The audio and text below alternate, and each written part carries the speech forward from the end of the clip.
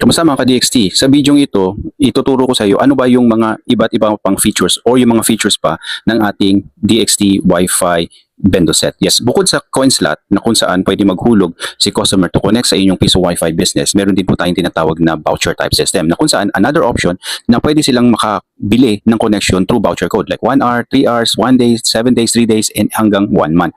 Now, another feature din ng ating Bendo box, bukod sa coin slot, pwede rin silang maglaro ng mga retro games na kung saan maghuhulog lang sila at pipiliin lang nila ang mga retro games na gusto nila, and right then and there sa kanilang phone, pwede na silang ma-enjoy ang kanilang paglalaro ng mga retro games. And another feature ng ating Bento box is pwede na rin pong i-integrate ang mga Epson printer na dito ay magkakaroon po kayo ng additional na kung saan pwede na rin po kayo mag-offer ng Piso print. Kagaya po niyan, maghuhulog lang po sila and then select lang po nila, and then of course, syempre, directly na po magpiprint sa inyong printer. Ayan po. Yan po ang ating ilan po sa mga features ng ating Piso Wi-Fi Bendo set.